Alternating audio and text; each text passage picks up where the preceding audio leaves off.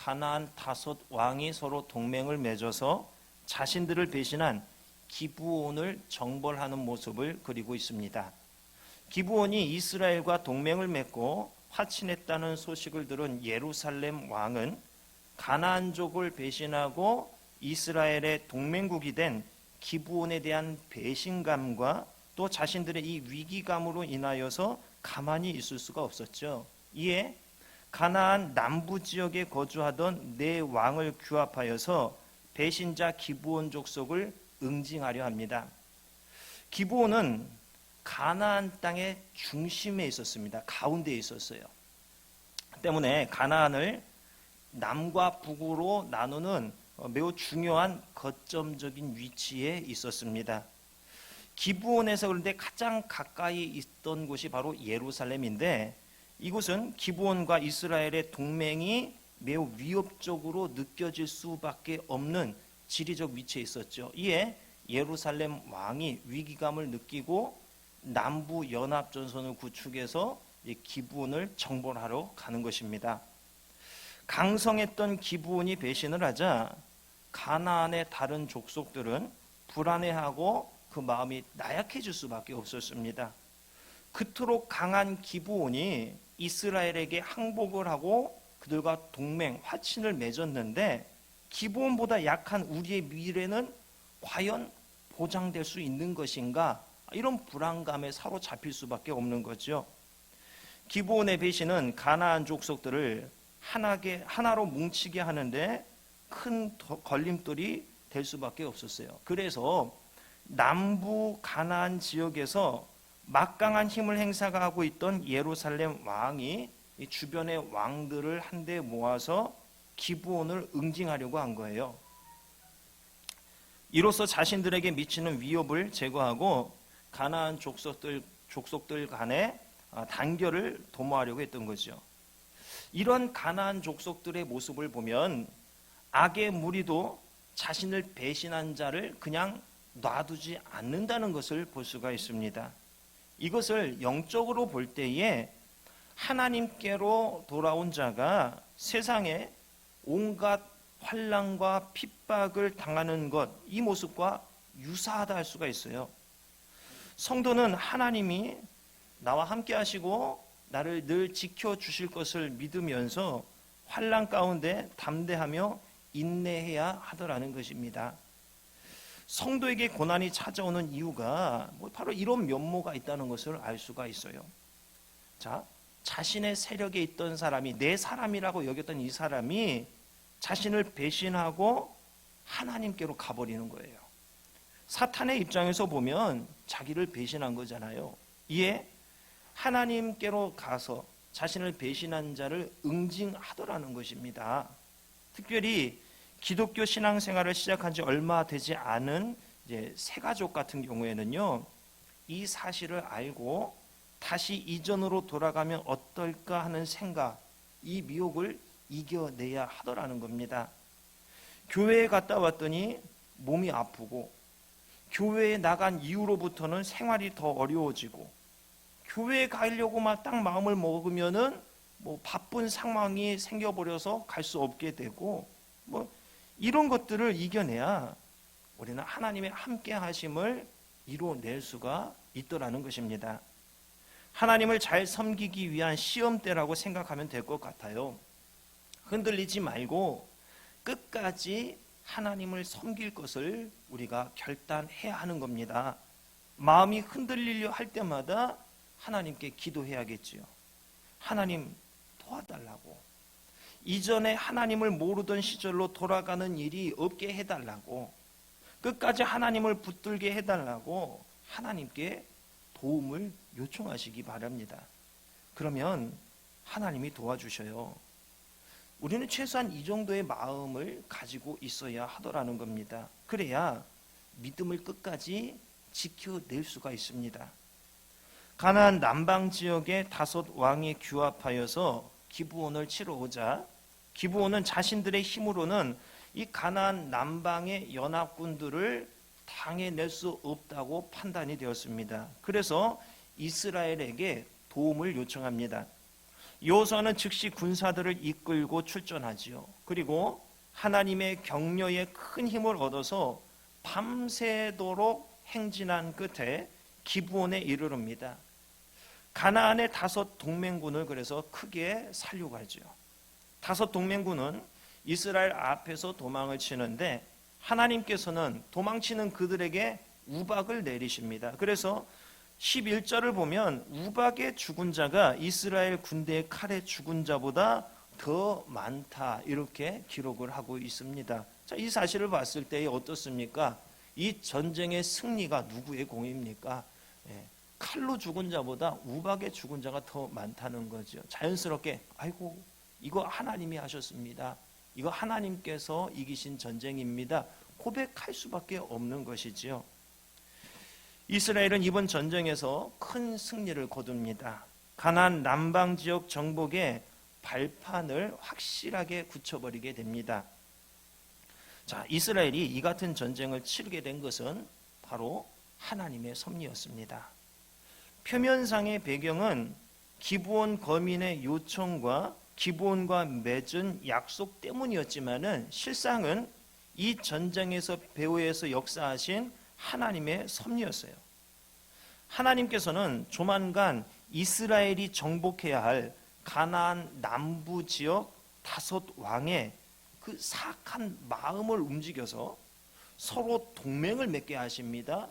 그리고 그들로 하여금 기브온을 대적하기 위해서 참 감사하게 친절하게도 한 자리에 모이게 해주셨어요.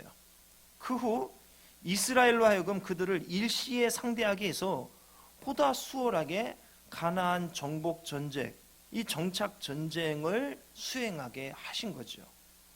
일일이 5 왕에게 찾아갈 필요 없이 한 자리에 모이게 해서 한 번에 쓸어버리게 하셨던 것이죠. 하나님은 이번 전쟁에 임하는 여호수아에게 격려의 말씀을 하시고 친히 이번 전쟁에 개입하셔서 이적을 행하셨습니다. 이런 상황이 바로 하나님께서 이번 전쟁에 섭리하셨다는 증거가 됩니다. 하늘에서 우박이 내리게 하시고요, 그들을 진멸하는데 하루 만에 그들을 다 진멸시킬 수 없다고 생각이 되니까 여호수아가 어때요? 하늘을 향해서 해와 달이 멈추라, 이렇게 기도를 합니다. 하나님이 이걸 또 들어주시는 거죠. 이 놀라운 기적들이 계속 꼬리어서 꼬리에 꼬리를 물고 나타나게 되었습니다. 이 사실이 바로 하나님께서 이번 정복 전쟁에 섭리하셨다, 하나님께서 하신 일이다, 이것을 고백할 수밖에 없는 거죠. 전쟁의 승패는 군사의 숫자, 무기의 종류, 이것에 달린 것이 아니더라는 겁니다. 하나님의 손에 달려 있다는 것이 다시 증명된 사건이 오늘 본문의 가나안 5 왕과의 전쟁입니다. 우리가 주목해야 할 사실은 하나님께서 당신의 백성들을 돕기 위해 역사하신 그 때가 언제냐는 겁니다. 하나님은 이스라엘이 기브온을 도우려고 할 때에 그때에 역사하셨더라는 거예요. 마찬가지로 하나님께서는 우리가 모든 일에 신실하고 또 어려운 처지에 있는 자를 돕고자 할 때 함께 해주시고 우리가 기대한 것 이상으로 은혜를 베풀어 주시더라는 사실입니다. 무슨 말입니까? 가만히 앉아서 그냥 아이고 어쩌가냐 마음만 위한 것 여기서 그치지 말고 도움의 손길을 주라는 거죠. 마음으로만 안타까워하지 말고 직접적인 도움을 주라는 거예요. 우리가 손을 뻗을 때 하나님께서 역사하시더라는 겁니다. 우리가 이룰 수 있는 것보다 더 큰 역사와 은혜로 일해 주시더라는 거죠. 그러므로 우리는 항상 이웃의 고통과 어려움을 나의 일로 여기면서 그들을 도우며 하나님과 사람 앞에서 늘 신실한 태도를 나타내야만 하더라는 것입니다. 이번 전쟁에서 참 기가 막힌 일이 일어나죠. 이스라엘이 가나안 남방 5 왕과 싸울 때 태양과 달이 멈춰 버린 거예요. 여호수아가 보니까 이 전쟁이 하루 안에 끝날 것 같이 보이지 않는 거예요. 그래서 이스라엘이 가나안 동맹군을 진멸하려면 더 많은 시간이 필요하다고 이렇게 판단이 섰어요. 그래서 여호수아는 하나님께 태양과 달의 운행을 멈추어 달라 기도합니다. 그러자 태양과 달이 멈추었고 이스라엘은 가나안 동맹군을 완전히 멸절할 수가 있었습니다. 이번 전쟁에서 자연의 법칙을 초월한 하나님의 역사하심으로 인해 이스라엘은 완전한 승리를 거둘 수 있었습니다. 이번 전쟁은 하나님께서 이 세상 우주 만물을 주장하시는 전지전능한 통치자임을 보여주는 사건이 되었습니다. 이때 태양과 달이 멈춘 이적은 하나님께서 자발적으로 베풀어 주신 것이 아니라 하나님을 태양과 달이라도 멈출 수 있는 분으로 신뢰하고 간구한 여호수아의 요청에 의해 일어났다는 사실을 우리가 기억해야 됩니다. 여호수아의 믿음이 하나님의 능력을 드러나게 하는 결정적인 동기가 되었더라는 거예요. 이처럼 하나님은 당신을 온전히 신뢰하고 순종하는 자에게 인간의 생각을 초월한 은혜와 능력을 베푸시더라는 것입니다. 믿음이 이처럼 중요한 거예요. 하나님은 바다를 가르고 강을 가르셨습니다. 천지 만물을 말씀으로 지으신 하나님께서 하고자 하신다면 태양과 달이라도 멈추지 못할 리가 없습니다. 일부 과학자들이나 학자들은요, 그들만의 합리적인 견해로 하나님의 초자연적 이적을 부인하려고 합니다. 그러나 이러한 견해는 하나님의 능력을 무시하는 불신앙적인 태도입니다. 우리는 하나님의 말씀을 대할 때 인간의 이성과 판단에 의존해서 해석하려고 해서는 안 됩니다. 언제나 신앙의 눈으로 대해야 하는 것이지요. 하나님의 말씀을 과학적으로 설명하고 이해하려는 접근을 하면은 하나님의 말씀을 온전히 받아들일 수가 없습니다. 하나님의 말씀과 하나님께서 하신 일들은 이성이 아니라 믿음으로 받아들여야 하는 거지요. 하나님의 이 말씀이 이게 믿어지지 않으면은요, 뭐예요? 나에게 믿음이 없는 거예요. 하나님의 이 선물을 아직 내가 받지 못한 거예요. 혹은 하나님의 이 선물을 내가 소멸시켜 버린 거예요. 에베소서 2장 8절 말씀에요. 너희는 그 은혜에 의하여 믿음으로 말미암아 구원을 받았으니 이것은 너희에게서 난 것이 아니요 하나님의 선물이라 말씀하였습니다. 믿음은 나에게서 난 게 아니라 뭐라고요? 하나님께로부터 온 하나님의 선물이에요. 믿어지지 않으면 그 선물을 내가 아직도 받지 못한 거예요. 하나님의 말씀이, 하나님이 하신 일이 믿어지지 않는다면 하나님의 이 선물을 아직도 내가 못 받은 거예요. 그럼 하나님의 말씀을 진위 여부를 따질 것이 아니라 뭐예요? 믿음을 달라고 우리가 기도해야 하는 것입니다. 오늘날 교회 성도는 기독교 1세대가 아니죠. 기독교 1세대는 모든 불가능을 이겨내고 신앙을 고백하며 예배의 자리로 나왔습니다. 그런데 2세대, 3세대, 4세대로 넘어가면서 믿음과 신앙 고백에 의해서 이 자리에 나오기보다는 상황과 환경에 의해서 타의적으로 예배에 참석한 경우가 제법 많더라는 거예요. 그러다 보니까 믿음이 없어도 예배의 자리에 꾸준히 참석하게 되는 거죠. 아예 안 나오는 것보단 훨씬 나은 모습이지만 믿음 없이 예배를 드린다는 것은요, 이 기독교의 비극이라 할 수가 있는 거지요. 하나님의 말씀이 믿어져야 합니다. 하나님의 말씀이라면 온전히 이걸 받아들이고 순종하는 마음가짐이 우리 안에 준비되어야 돼요. 바로 신앙은 여기서부터 시작되는 것입니다. 말씀은 하나님의 다른 형태의 모습이에요. 즉 말씀을 보고 듣고도 믿어지지 않는 것은 어떤 모습이냐? 이보다 더한 일들이 신약시대에 일어났습니다. 예수님을 보고 그분의 말씀을 듣고도 믿지 않았던 유대인의 모습과 똑같은 거죠. 그러므로 믿음은 하나님의 선물이라는 말이 맞습니다. 듣는다고 본다고 다 믿어지는 게 아니더라는 거예요. 하나님의 선물인 믿음이 있어야지만 믿어지는 역사가 이 가슴에서 일어나게 되는 것입니다. 그러므로 우리는 이 부분을 매우 심각하게 생각해야 됩니다. 믿어지는 역사가 이 예배 가운데에 나에게 일어나지 않는다면 이거 매우 심각한 거예요. 그래서 우리는 다른 무엇보다 이것을 놓고 먼저 기도해야 하는 것입니다.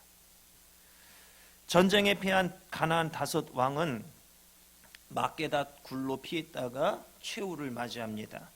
이를 통해 깨닫게 되는 것은 하나님과 그의 백성을 대적하는 자들의 결말은 매우 비참하게 된다는 사실입니다. 그리고 악을 행하는 자가 하나님의 진노를 피해서 숨을 곳은 이 세상에 어디에도 없더라는 것입니다.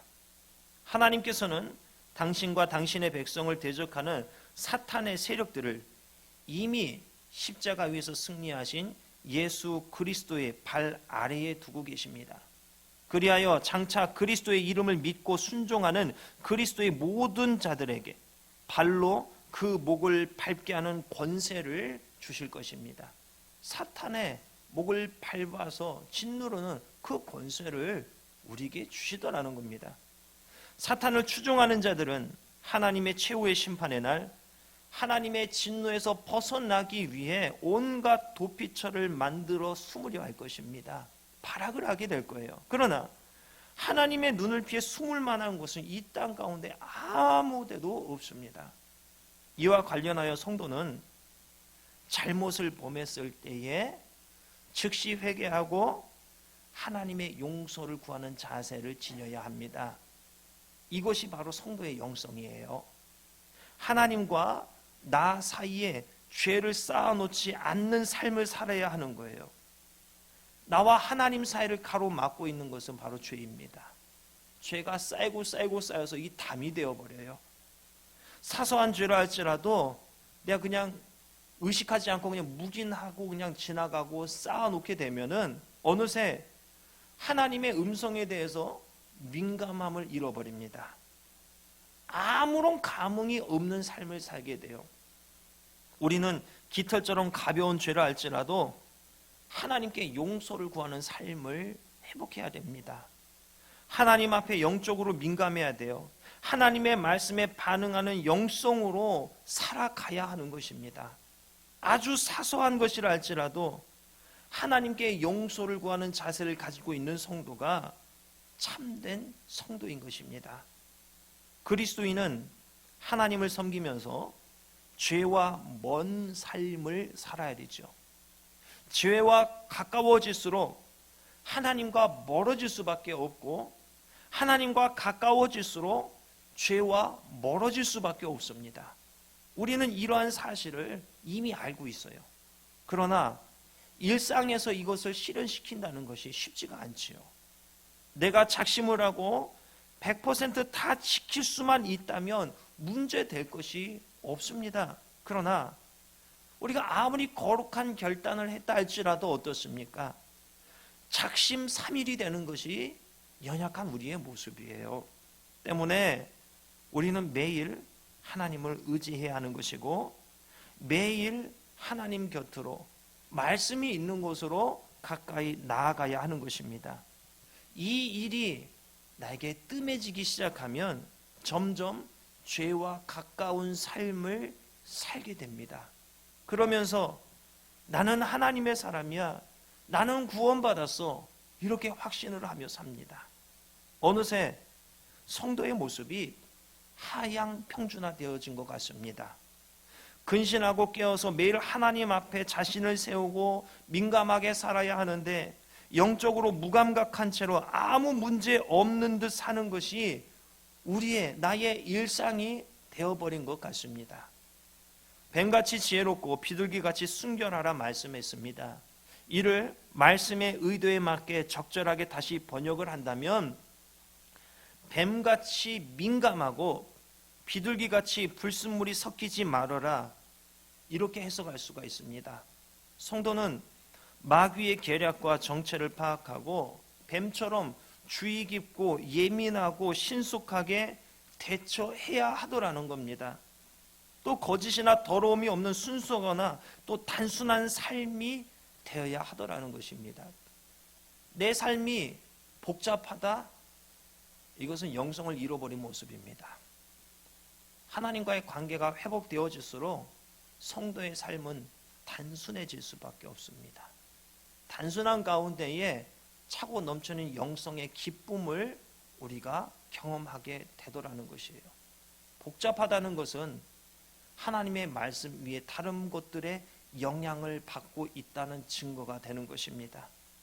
평소에 내 생각, 감정, 이거 그냥 흘려보내지 마시고 그 생각과 감정의 출처가 무엇인지 우리는 꼼꼼하게 따져야 하는 거예요. 생각과 감정 하나하나를 예민하고 신속하게 대처하지 않으면 우리는 영적으로 점점 무감각해질 수밖에 없어요. 자신이 점점 더럽혀지고 있다는 것을 깨닫지 못하고 나는 아무 문제가 없다는 거짓 확신에 붙들리게 되는 겁니다. 자신을 돌아보지 않고 회개가 멈춰버린 성도는 거짓 확신과 거짓 평안에 잡혀 있는 겁니다. 우리는 성화가 완전히 이루어지지 않았기 때문에 무너질 수밖에 없습니다. 이를 달리 표현하면 하늘 아래 죄 짓지 않는 사람이 없어요. 하나님이 주의 깊게 보시는 것은 무엇이냐? 우리 연약한 걸 아셔요. 죄 지을 수밖에 없는 존재라는 것을 아셔요. 그래서 하나님이 주의 깊게 보는 부분이 무엇이냐면 죄를 지은 이후에 자신을 어떻게 관리해 나가는가, 이 부분을 보고 계시더라는 거죠. 내 안에 계신 성령님은 거룩한 분입니다. 죄와 함께 하지 않는 분이에요. 그런데 내 안에 죄가 쌓이는데도 내가 아무런 대처를 하지 않으면 결국은 뭡니까? 성령께서 떠나시는 겁니다. 성령께서 떠나신 줄도 모르고 나는 그리스도인이야, 나는 천국 백성이야, 이렇게 생각하면서 아무 문제의식을 느끼지 못하고 거짓 자족함으로 살아가는 거예요. 죄의 담을 발견하는 것이 지혜입니다. 이 죄의 담을 치워내기 위해서 회개의 자리로 날마다 나아가는 것이 우리의 영성입니다. 가나안 동맹군을 완전히 격파하고 다섯 왕을 처형하며 막게다 굴에 매장한 여호수아와 백성들은 본격적으로 가나안 남부 지역을 정복하는 데 박차를 가합니다. 28절로 43절은 남부 지역을 정복하는 과정을 말씀하고 있습니다. 이스라엘은 이 남부 지역을 정복하는 이 전쟁에 큰 장애물이 없이 손쉽게 그 지역들을 정복해 갑니다. 이처럼 이스라엘이 별다른 어려움을 겪지 않고 가나안 남부 지역을 정복할 수 있었던 것은 하나님께서 그들이 함께 계시고 그들을 대신해서 싸워주셨기 때문입니다. 마찬가지로 오늘날 하나님은 성도가 하나님 나라를 누릴 수 있도록, 그 나라와 그 영향력 가운데 놓이고 차지할 수 있도록 역사하시고 우리를 도와주고 계십니다. 하나님께서는 악의 무리와 싸우면서 한 걸음 한 걸음 하늘 나라를 향해 나아가고 있는 우리가 그 싸움에서 승리할 수 있도록 늘 돕고 계십니다. 우리가 세상을 살면서 해야 하는 일은 하나님의 도우심을 구하는 거지요. 그분을 온전히 의지하는 겁니다. 성도가 회복해야 하는 것은 내 안에 계신 하나님이 세상에 있는 자보다 더 크다는 사실을 확신하고 또 그와 같이 살아가는 것입니다. 이것이 돼야 성도는 세상을 이길 수가 있어요. 지금 내가 고민하는 그 문제보다 하나님이 더 크십니다. 이 사실이 인정돼야 돼요. 내가 전전긍긍하고 있는 그 일보다 하나님이 크시다는 이 사실을 믿는다면 그 일에 대한 하나님의 말씀을 발견해내고 그 말씀에 완전히 엎드려지고 순종해서 앞일을 하나님께 맡기고 의지하고 믿고 마음의 평안을 느끼게 됩니다. 불안과 스트레스는 하나님께로부터 내가 멀어져 있다는 증거예요. 현재 상황에 대한 하나님의 말씀을 발견하지 못했다는 것이고 그 말씀에 순종하지 못했다는 것이고 하나님을 구하지 않고 내 뜻대로 살았다는 증거입니다. 불안하고 스트레스 받고 어떤 그런 억압 가운데 살아가는 것, 바로 이거예요. 결국에는 하나님의 말씀입니다. 돌고 돌아서 이리 깨지고 저리 깨지고 나서 결국 깨닫게 되는 것은 뭡니까? 하나님의 말씀밖에는 없습니다. 이거예요. 깨진 마음, 좌절감, 우울증, 이게 치료되는 방법은 하나님의 말씀입니다. 말씀이 비뚤어지고 바르지 못한 길을 가고 있는 나를 온전한 자리로 되돌려 놓습니다. 말씀이 찌그러지고 뭉개진 나를 다시 하나님의 형상으로 회복시켜 놓습니다. 말씀이 모든 눌림과 억압에서 나를 자유케 해주고 기쁨을 다시 채워줍니다. 돈보다 하나님이 큽니다. 건강보다 하나님이 큽니다. 자녀보다 하나님이 크고요. 내 앞에 있는 지금의 이 문제보다 하나님이 더 큽니다.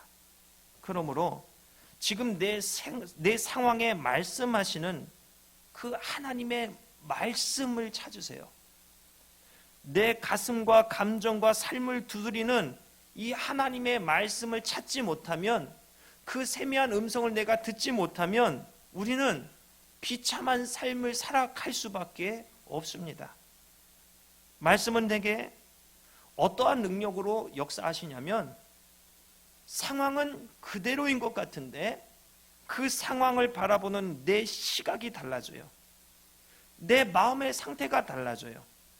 느끼는 감정과 영과 육의 컨디션이 달라지게 됩니다. 문제와 상황은 그대로인데 그것을 바라보는 내 시각이 달라지는 거예요.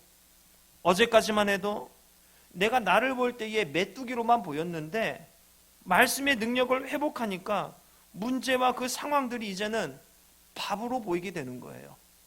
하나님의 말씀은 정복하고 다스릴 수 있는 그 태초해 주신 하나님의 이 복을 회복시켜 줍니다. 하나님의 말씀은 하나님의 이 복을 다시 받을 수 있게 해주는 원동력이 됩니다. 우리는 아담과 하와에게 처음에 말씀하셨던 정복하고 다스려라, 온 땅에 충만해라, 이 복을 주셨는데 하나님의 말씀에서 벗어나면서 우리는 이것을 잃어가요. 자신감이 없어져요. 오히려 세상에 내가 잡아먹힐 것만 같은 불안감에 살아가요. 그런데 하나님의 말씀에 대한 회복이 이 복을 회복시켜 주셔요. 담대하게 됩니다. 그 어떤 것이라도 하나님이 나와 함께 계시면 나는 하지 못할 게 없습니다. 나는 다 할 수 있습니다. 이게 되는 거예요. 하나님은 영적 전쟁을 하면서 하나님 나라를 향해 나아가는 우리가 그 싸움에서 이길 수 있도록 돕고 계십니다. 이에 대해서 요한일서 4장 4절은 다음과 같이 말씀합니다.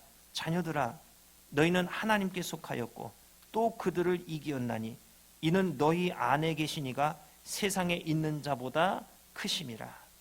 여러분, 이 하나님의 하나님 되심을 인정하셔야 됩니다. 아주 사소한 것이라 할지라도 회개하는 영성을 회복하시기 바랍니다.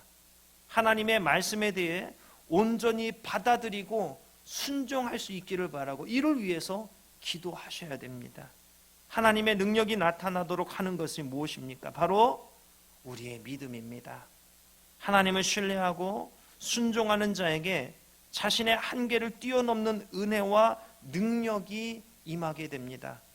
이웃의 고통과 어려움을 자신의 일처럼 여기고 그들을 도우며 살아가시기 바랍니다. 그럴 때에 여러분을 통해서 하나님께서 일하기 시작하십니다. 하나님께로 돌아온 자가 세상에서 온갖 환난과 핍박을 당하게 된다 하였습니다. 그러나 성도는 하나님이 늘 함께 하시며 늘 지켜주실 것을 믿고 환난 가운데서도 담대하며 인내해야 한다 말씀하였습니다. 여러분 앞에 일과 문제들 하나님께 인정받는 과정일 뿐입니다.